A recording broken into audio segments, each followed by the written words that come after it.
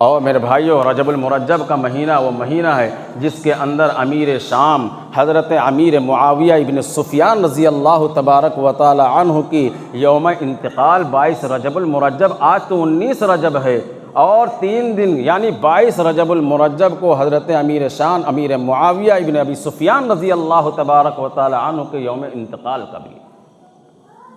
میں نے اپنی زندگی کے اندر جو پڑھا، جو سنا، جو دیکھا، جو سمجھا کہ اصحاب رسول اللہ صلی اللہ علیہ وسلم یعنی اللہ کے نبی صلی اللہ علیہ وسلم کے جتنے صحابہ ہوں، سارے صحابہ میں سے یہ ایک واحد صحابی ہیں جن کے اوپر لوگوں نے اعتراضات کی بھرماریں کر دی،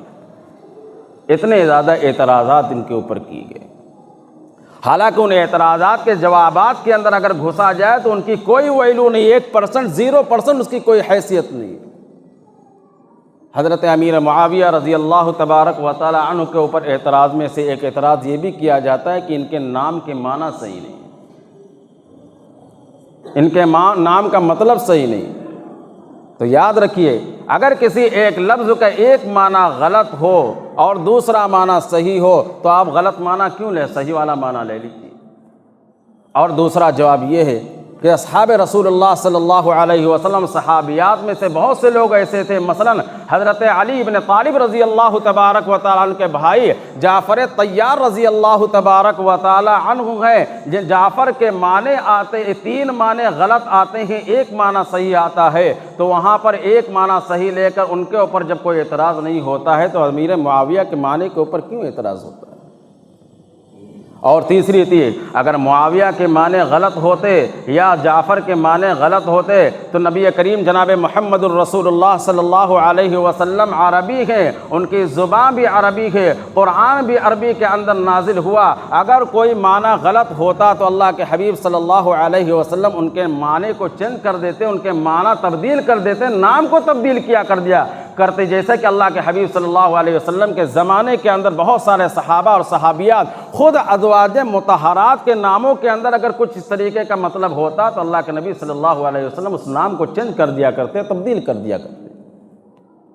تو ان پر اعتراض کرنے والے یہ لچر پچر اعتراضات کرتے ہیں، اور یہ سارے اعتراضات، یہ من گھڑت کہانیاں جو حضرت امیر معاویہ کے اوپر اچھالی جا رہی ہیں، سب شیعوں کی طرف سے کی جا رہی ہیں۔ ان کے اوپر اعتراض یہ کیا جاتا ہے کہ ان کا جو خاندان تھا بنو امیہ، وہ نبی کریم جناب محمد الرسول اللہ صلی اللہ علیہ وسلم کے خاندان کا دشمن تھا، یہ ایک اعتراض کیا جاتا ہے۔ ارے بنو امیہ اللہ کے حبیب صلی اللہ علیہ وسلم کا خاندان کا دشمن نہیں تھا،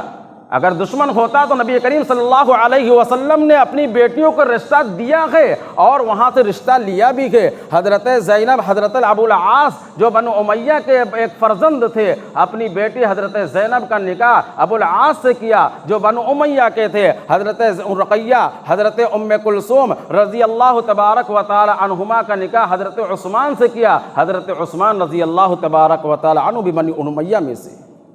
اور اللہ کے نبی صلی اللہ علیہ وسلم نے رشتہ لیا بھی حضرت ام حبیبہ ام المؤمنین، حضرت ام حبیبہ ابن ابی سفیان جو حضرت معاویہ کی بہن تھی، جو نبی کریم جناب محمد رسول اللہ صلی اللہ علیہ وسلم کے ازواج مطہرات میں سے ہیں۔ اگر یہ دشمن ہوتے تو اللہ کے حبیب صلی اللہ علیہ وسلم نہ تو رشتہ لیتے نہ تو رشتہ دیتے۔ اس طریقے سے طرح طرح سے اعتراضات کیے جاتے ہیں۔ اللہ تعالی ہم سب کو کہنے سننے سے زیادہ عمل کی توفیق عطا فرمائے۔ وآخر دعوانا الحمد للہ رب العالمین۔